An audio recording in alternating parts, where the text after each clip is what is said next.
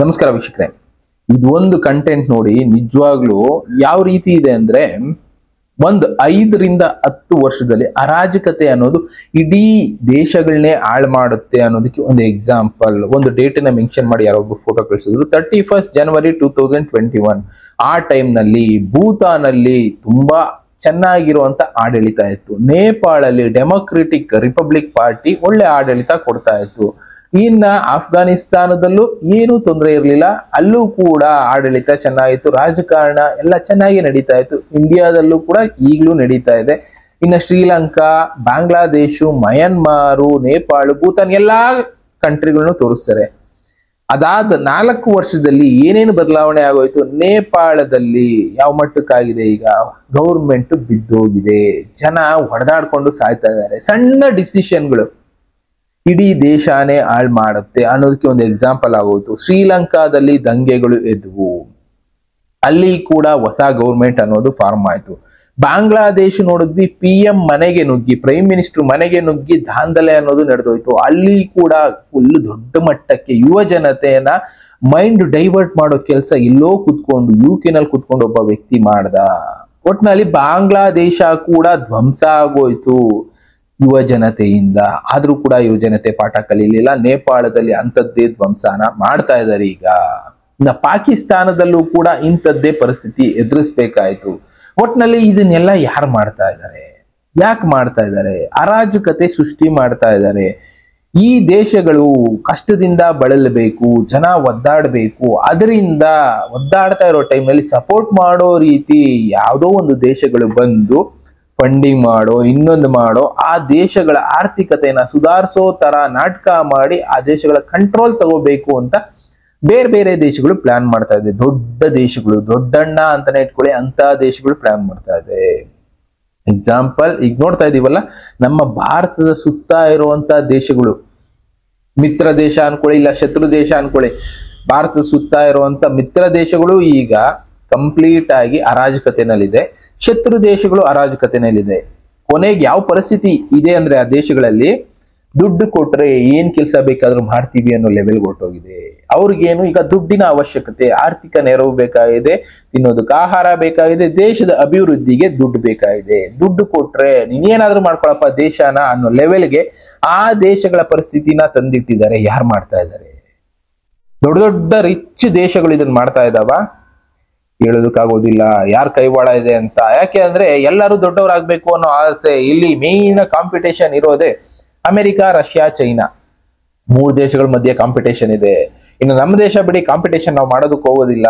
ಯಾರಾದ್ರೂ ಮಾಡ್ತಾ ಇದ್ರೆ ನೋಡ್ಕೊಂಡು ಸುಮ್ಮನಿರ್ತೀವಿ, ಅದ್ರ ಪಾಡ್ಗದು ಬೆಳ್ಕೊಂಡು ಹೋಗ್ಬೇಕಷ್ಟೇ.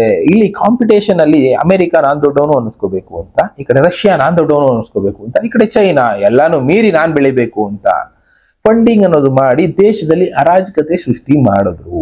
ಇದರಿಂದಾನೇ ಇವತ್ತು ಪಾಕಿಸ್ತಾನ, ಅಫ್ಘಾನಿಸ್ತಾನ, ನೇಪಾಳ, ಶ್ರೀಲಂಕಾ, ಭೂತಾನ್, ಮಯನ್ಮಾರ್ ಎಲ್ಲಾ ದೇಶಗಳು ಕಂಪ್ಲೀಟ್ ಆಗಿ ಅರಾಜಕತೆನಲ್ಲಿ ಬಿದ್ದಿದ್ದಾವೆ. ಆರ್ಥಿಕ ಹಿಂಜರಿಕೆ, ಹಿಂದುಳಿತ ಈ ತರದ್ದು ಕ್ರಿಯೇಟ್ ಆಗಿದೆ ಆ ದೇಶಗಳಲ್ಲಿ. ಇದನ್ನ ಮತ್ತೆ ಎತ್ತೋದಕ್ಕೆ ದೇಶಗಳು ಬೇರೆ ಅಂದ್ರೆ ಶ್ರೀಮಂತ ದೇಶಗಳು ಮನಸ್ಸು ಮಾಡ್ತಾ ಇದ್ದಾವೆ.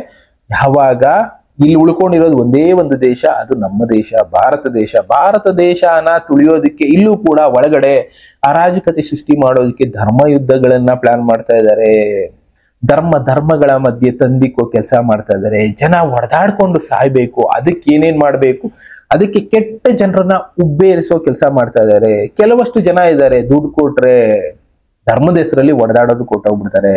ಹಿಂದೂ ಮುಸ್ಲಿಂ ನಮ್ಮ ದೇಶದಲ್ಲಿ ಬದುಕ್ತಾ ಇದೀವಿ ಬಿಡಿ, 60 ವರ್ಷ 70 ವರ್ಷ ಆಯ್ತು. ಎಲ್ಲೋ ಒಂದ್ 4-5 ಜನ ಇರ್ತಾರೆ ಗಲಾಟೆ ಮಾಡೋರು, ಅವ್ರು ದೊಡ್ಡವರು ಅನ್ನಿಸ್ಕೋಬೇಕು ಅನ್ನೋರು. ಅದನ್ನ ಬಿಟ್ಟು ಸಣ್ಣ ಪುಟ್ಟ ಕಿರಿಕ್ ಬಿಟ್ರೆ ದೊಡ್ಡದೆಲ್ಲೂ ನಡೆಯೋದಿಲ್ಲ. ಈಗ ಯಾವ ಮಟ್ಟಕ್ಕೆ ತಗೊಂಡೋಗಿ ನಿಲ್ಲಿಸ್ತಾ ಇದ್ದಾರೆ? ರಾಷ್ಟ್ರಕ್ಕೋಸ್ಕರ ಹೋರಾಟ ಮಾಡಿ, ಹೊಡೆದಾಟ ಮಾಡಿ, ರಕ್ತ ಅರಿಲಿ ಅನ್ನೋ ಲೆವೆಲ್ಗೆ ಜನರು ಮೈಂಡ್ ಅಲ್ಲಿ ತುಂಬ್ತಾ ಇದ್ದಾರೆ. ಇದರಿಂದ ಏನಾಗುತ್ತೆ, ಭಾರತದಲ್ಲೂ ಅರಾಜಕತೆ ಸೃಷ್ಟಿ ಮಾಡೋದಕ್ಕೆ ಪ್ಲಾನ್ ಮಾಡ್ತಾ ಇದೆ ಹೊರಗಡೆ ಇರೋ ದೇಶಗಳು. ಕೊನೆಗೆ ಭಾರತ ಸುತ್ತ ಇರೋ ದೇಶಗಳೆಲ್ಲ ಆಲ್ರೆಡಿ ಹಾಳಾಗಿ ಹೋಗಿರೋದ್ರಿಂದ ಯಾವ ದೇಶದಲ್ಲಿ ಬೇಕಾದ್ರೆ ಅವ್ರು ಕೂತ್ಕೊಂಡು ಭಾರತನ ಕಂಟ್ರೋಲ್ ಮಾಡಬಹುದು ಅನ್ನೋ ಲೆವೆಲ್ಗೆ ಹೋಗ್ತಾ ಇದ್ದಾರೆ.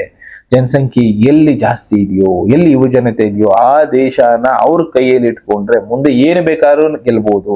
ಅದಕ್ಕೋಸ್ಕರ ಪ್ಲಾನ್ ಮಾಡ್ತಾ ಇದ್ದೇವೆ ಬೇರೆ ಬೇರೆ ದೇಶಗಳು ಭಾರತನ ಕಂಟ್ರೋಲ್ ಮಾಡೋದಕ್ಕೆ. ಕಾಣಿಸ್ತಾ ಇರ್ಬೋದು ನಿಮ್ಗೆ, ಭಾರತದ ಸುತ್ತ ಇದ್ದಂತ ಎಲ್ಲಾ ದೇಶಗಳು ಕಂಪ್ಲೀಟ್ ಆಗಿ ಅರಾಜಕತೆನಲ್ಲಿ ಇದಾವೆ. ಈಗ ಇವರ ಟಾರ್ಗೆಟ್ ಏನು? ಭಾರತದಲ್ಲಿರೋರು ನಾವೇ ಅಲ್ವಾ? ಹುಷಾರಾಗಿರ್ಬೇಕು. ಇಂಥ ಅರಾಜಕತೆಗಳು ಇಲ್ಲೂ ಸೃಷ್ಟಿಯಾಗೋ ಚಾನ್ಸಸ್ ಬರಬಹುದು, ಸೃಷ್ಟಿ ಮಾಡೋ ಪ್ರಯತ್ನ ನಡೀಬಹುದು.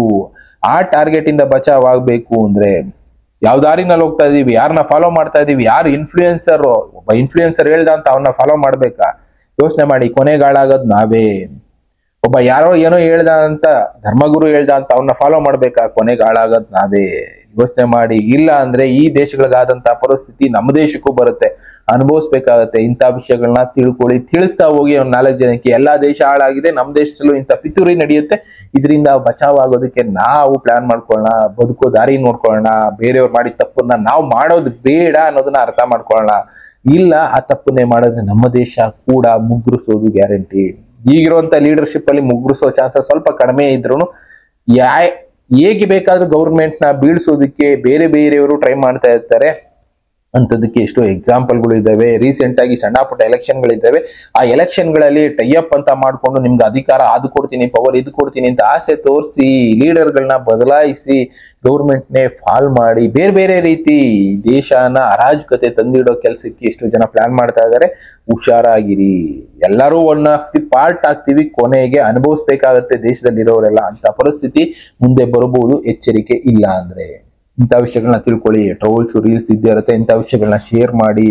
ಮುಂದೆ ಒಂದು ದಿನ ಟೈಮೇ ಸಿಗೋದಿಲ್ಲ ನಿಮಗೆ ಟ್ರೋಲ್ಸ್ ರೀಲ್ಸ್ ಮಾಡೋದಕ್ಕೆ. ಅಂತ ಪರಿಸ್ಥಿತಿ ಬರಬಹುದು. ಆದಷ್ಟು ಅರಾಜಕತೆ ಸೃಷ್ಟಿ ಆಗದೆ ಇರೋದಕ್ಕೆ ಏನ್ ಮಾಡ್ಬೇಕು? ಎಕ್ಸಾಂಪಲ್ ನೋಡಿದೀವಿ ಎಲ್ಲಾ ದೇಶದಲ್ಲೂ ಯಾವ ರೀತಿ ಹೊರಟೋಗಿದೆ ಅನ್ನೋದನ್ನ. ಅಂತದ್ದು ಆಗದೆ ಇರೋದಕ್ಕೆ ಏನ್ ಮಾಡ್ಬೇಕು ಅಂತದನ್ನ ಮಾಡೋಣ. ಇನ್ನ ಈ ತರದ ವಿಷಯಗಳನ್ನ ತಿಳ್ಕೊಳ್ಳೋಣ. ಆದಷ್ಟು ಇಂಥ ವಿಷಯಗಳನ್ನ ಶೇರ್ ಮಾಡಿ, ಬೇರೆಯವ್ರ ಜೊತೆ ಹಂಚ್ಕೊಳ್ಳಿ. ಮತ್ತೆ ಸಿಗ್ತೀನಿ ಬೇರೆ ಬೇರೆ ವಿಷಯಗಳ ಜೊತೆ. Thank you. Good by.